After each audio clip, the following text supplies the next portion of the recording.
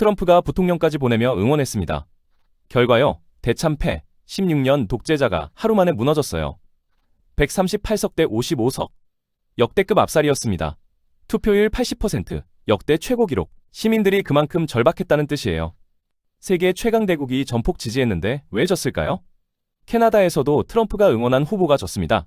호주에서 졌어요. 헝가리가 세 번째예요. 트럼프가 응원하면 진다. 마이너스의 손. 이 지크스가 또 터졌습니다. 그 현장 함께 파헤쳐 보겠습니다. 4월 7일 벤스 미국 부통령이 부다페스트 공항에 내렸습니다. 트럼프의 특명을 받고 온 거예요. 목적은 하나, 오르반 지지 유세였습니다. 벤스는 유세 단상에 올라 이렇게 외쳤어요.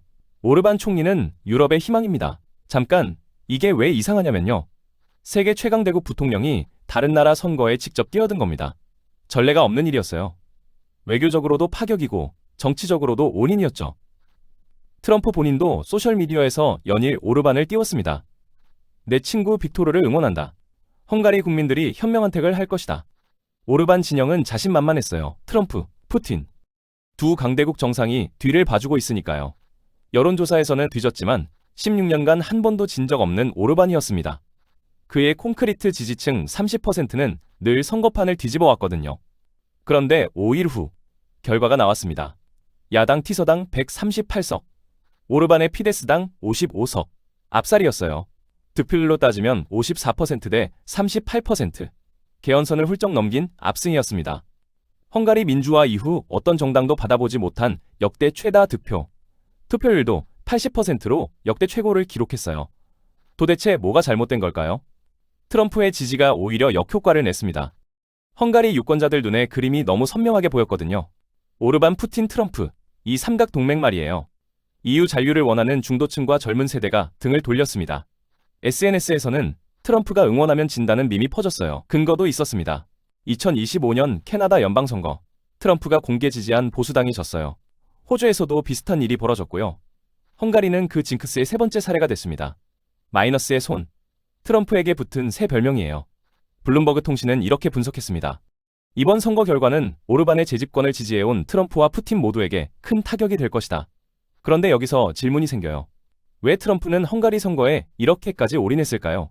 인구 950만 명의 작은 나라에 부통령까지 보낸 이유가 뭘까요? 답은 삼각동맹에 있습니다. 오르반과 트럼프. 두 사람이 처음 만난 건 2019년이었어요. 트럼프는 백악관에서 오런을 맞이하며 이렇게 말했습니다. 빅토르는 강한 지도자입니다. 약간 논란이 있지만 나도 그러니까. 두 사람의 공통점이 뭐였냐면요. 반이민, 반글로벌리즘, 반EU. 이념적 교집합이 딱 맞았어요. 오르반은 유럽에서 트럼프식 정치를 가장 먼저, 가장 극단적으로 실험한 인물이거든요. 트럼프 진영에게 오르반은 모델이었습니다. 봐라, 저렇게 해도 16년간 집권할 수 있다. 미국 보수 진영, 특히 MAGA 운동에게 오르반은 살아있는 증거였어요. 반대로 오르반에게 트럼프는 보호막이었습니다. EU가 아무리 압박해도 미국 대통령이 뒤를 봐주면 버틸 수 있거든요. 그런데 이 동맹에는 세 번째 인물이 있었어요. 푸틴입니다. 오르반은 EU 회원국 중 유일하게 푸틴과 손을 잡은 지도자였어요. 우크라이나 전쟁이 터졌을 때 다른 EU 국가들은 대러 제재에 동참했지만 헝가리만 번번이 제동을 걸었습니다. 왜 그랬냐고요? 가스 때문이에요. 헝가리는 석유도 천연가스도 없는 나라입니다. 에너지 자급률이 극히 낮아요. 2025년 기준 헝가리 석유, 가스 수입의 90% 이상이 러시아에서 왔습니다. 오르반은 푸틴과 장기 공급 계약을 맺어 시세보다 낮은 가격에 가스를 확보했어요. 그 가스로 전기료와 가스비를 EU 평균의 절반 수준으로 낮췄습니다. 서민들 호주머니에 돈이 남으니 지지 유지율이 올라갔죠. 푸틴에게 오르반은 EU 내부의 트로이 목마였어요. 브뤼셀에서 뭔가 결정하려 할 때마다 헝가리가 거부권을 행사했거든요. 900억 유로 규모의 우크라이나 지원안도 오르반이 막았습니다. 오르반, 푸틴, 트럼프. 이 삼각동맹이 완성된 거예요. 서로 윈윈이었습니다. 오르반은 값싼 가스와 국제적 보호막을 얻었고, 푸틴은 EU 분열의 카드를 얻었고, 트럼프는 이념적 동지와 정치적 모델을 얻었어요. 그런데 이 동맹이 헝가리 유권자들 눈에는 어떻게 보였을까요? 2022년 러시아가 우크라이나를 침공했습니다. 유럽 전체가 충격에 빠졌어요. 헝가리인들에게 이건 남의 일이 아니었습니다. 왜냐고요? 1956년이 떠올랐거든요. 그해 헝가리 시민들이 소련 지배에 맞서 봉기를 일으켰어요. 탱크가 부다페스트를 짓밟았습니다. 수천 명이 목숨을 잃었죠. 헝가리인들에게 러시아는 트라우마예요. 그런데 자기네 총리가 푸틴과 손을 잡고 있는 겁니다. 우크라이나 지원을 막고 있고요. 이번 선거 직후 거리에서 시민들이 외친 구호가 있어요. 러시아인은 집으로 돌아가라. 70년 전 그 봉기 때 사용됐던 바로 그 구호였습니다. 트럼프가 부통령까지 보내며 오르반을 응원한 순간 삼각 동맹의 그림이 완성됐어요. 유권자들 눈에 너무 선명하게 보인 거죠. 트럼프 편이구나, 유럽 편이 아니구나. 중도층이 돌아섰습니다. 젊은 세대가 등을 돌렸어요. 하지만 이것만으로는 설명이 부족해요. 오르반은 16년간 비슷한 비판을 받으면서도 이겼거든요. 왜 이번에는 달랐을까요? 경제가 무너졌기 때문입니다. 숫자 하나 보여드릴게요. 이게 진짜 충격적입니다. 2023년 1월 헝가리 인플레이션이 26.2%를 찍었어요. EU 회원국 중 최고 수준이었습니다.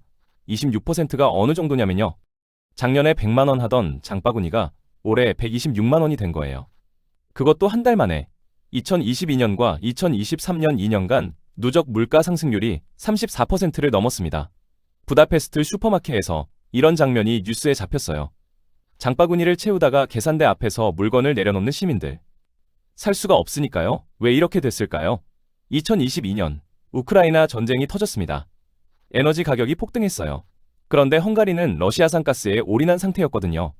EU의 대러 제재로 가스 거래가 불안정해지자 오르반이 자랑하던 값싼 에너지 공식이 무너졌습니다. 포린트화 가치도 급락했어요. 2022년 10월 1유로당 435 린트까지 치솟으며 역대 최저 수준을 기록했습니다. 중앙은행이 금리를 올려 방어에 나섰는데 기준금리가 13%까지 치솟았어요. 13%가 뭘 의미하냐면요. 주택보대출을 낀 가정은 월 상환액이 2배 가까이 뛰는 충격을 받은 거예요. 설상가상으로 EU 지원금이 끊겼습니다. EU는 헝가리의 법치주의 위반을 이유로 약 300억 유로, 하마로 48조 원 규모의 지원금을 동결했거든요. 원래 그 돈으로 도로 깔고 병원 짓고 했어야 했는데 브뤼셀 금고에 묶여버렸습니다. 오르반은 EU의 정치 보복이라고 불렀어요. 하지만 시민들이 체감한 건 추상적 주권 논쟁이 아니라 구체적 생활고였습니다. 병원도 무너지고 있었어요. 의사와 간호사들이 서유럽으로 떠났거든요. 임금이 2~3배 차이 나니까요. 수술 예약 잡으려면 몇 달을 기다려야 했습니다. 오르반의 지지 공식은 이랬어요. 값싼 가스로 생활비 낮춰줄 테니 자유가 좀 줄어드는 건 참아라. 그 거래가 깨진 겁니다. 값싼 가스도 없고 생활비는 폭등하고 병원은 무너지고. 그런데 총리는 푸틴이랑 악수하고 있고 트럼프가 부통령 보내서 응원하고 있고 분노가 폭발했어요. 그동안 오르반에게 표를 줬던 이들도 의문을 품기 시작했습니다. 왜 우리만 이렇게 힘든가? 왜 EU, 다른 나라들은 회복되는데 우리는 안 되는가? 답은 명확했어요. 고립의 대가였습니다. 그리고 바로 그 순간 한 남자가 나타났습니다. 페테르 마자르, 45세. 이 남자의 이력이 재밌어요. 불과 2년 전만 해도 오르반 정권의 핵심 인사였거든요. 피데스 당원으로 20년 넘게 활동했습니다. 정부 산하 기관 요직을 거쳤고 브뤼셀 주재 외교관도 했어요. 그런 사람이 왜 돌아섰을까요? 2024년 초 스캔들이 터졌습니다. 아동성학대 은폐에 연루된 인물을 대통령이 사면한 사실이 드러났어요. 아이들을 보호해야 할 국가가 가해자를 감싸는 겁니다. 그것도 대통령이 직접. 국민적 분노가 폭발했습니다. 노바크 커털린 대통령은 사임했어요. 마자르는 이 스캔들을 공개 비판하며 정권과 결별했습니다. 20년간 몸담았던 조직을 등졌어요. 그리고 이렇게 선언했습니다. 더 이상 침묵할 수 없다. 측근의 배신, 복제에게 가장 치명적인 칼이죠. 마자르는 군소정당 티서당을 이끌고 선거에 뛰어들었어요. 그런데 전략이 영리했습니다. 첫째, 거창한 이념을 내세우지 않았어요.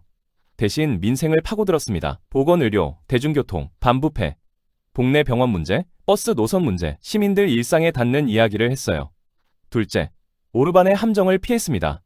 2022년 총선 때 야당 후보가 전쟁광 프레임에 갇혀 참패했거든요. 마자르는 우크라이나 전쟁의 직접적인 언급을 피하면서도 오르반의 칠러 노선을 우회적으로 공격했어요. 셋째, 소셜미디어를 활용했습니다. 오르반 정권이 언론의 80%를 장악한 상태였거든요. TV에 나갈 수가 없었어요. 대신 유튜브와 페이스북으로 직접 시민들에게 다가갔습니다. 젊은 세대는 정권 언론을 안 보니까요. 지지율이 치솟았어요. 선거 직전 여론조사에서 9포인트 앞섰습니다. 그리고 투표일이 왔습니다. 투표율 80%, 헝가리 민주화 이후 역대 최고 기록이었어요. 시민들이 그만큼 절박하게 변화를 원했다는 뜻입니다. 여러분, 2016년 광화문 기억나시죠? 수백만 시민이 촛불 들고 거리로 나섰어요. 부다페스트의 이 밤도 그랬어요. 횃불 대신 투표 용지를 든 시민들이 16년 독재를 끝냈습니다. 방식은 달랐지만 본질은 같았어요. 민주주의는 시민이 지킨다는 것. 개표 결과가 나오자 도나우 강변에 수만 명이 모였습니다. 자동차 경적이 밤새 울렸어요. 마자르는 이렇게 선언했습니다.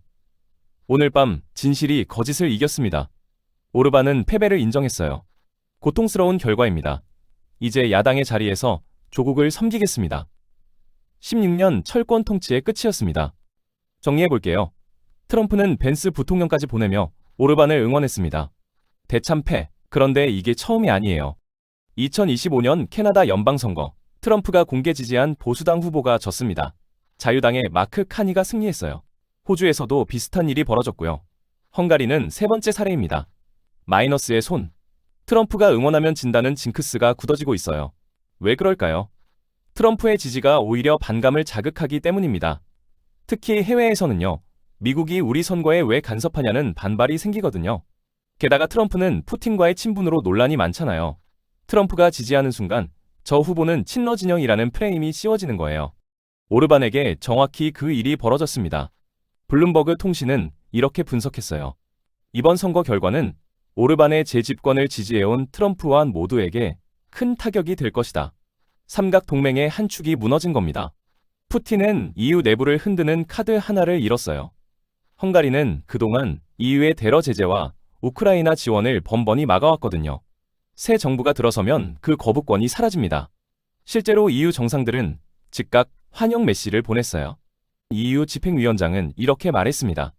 헝가리는 유럽을 선택했습니다. 한 나라가 유럽의 길을 되찾았습니다. 우크라이나 대통령도 협력 강화 의사를 밝혔어요.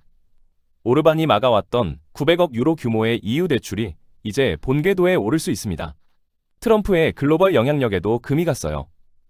미국 보수 진영, 특히 MAGA 운동은 오르반을 우리가 가야 할 길의 모델로 삼아왔거든요. 그 모델이 16년 만에 시민들에게 끌어내려진 겁니다. 마지막으로 하나만 더 생각해 볼게요. 오르반도 처음에는 자유의 투사였습니다. 1989년 26세의 청년 오르반은 부다페스트 영웅광장에서 소련군 철수를 요구하는 연설로 전국적 주목을 받았어요. 민주화 영웅이었죠. 그가 30년 후에는 시민들에게 끌어내려졌습니다. 권력은 사람을 바꿔요. 2016년 서울 광화문, 2026년 부다페스트. 방식은 달랐지만 결론은 같았습니다. 독재는 총칼이 아니라 투표로 끝낼 수 있다는 것. 그리고 그 투표는 시민이 해야 한다는 것. 트럼프가 응원해도 푸틴이 뒤를 봐줘도 결국 표를 던지는 건 그 나라 시민들이에요. 외부의 힘으로 민심을 바꿀 수 없습니다. 마이너스의 손. 그 징크스가 또 어디서 발동할지 지켜볼 일입니다.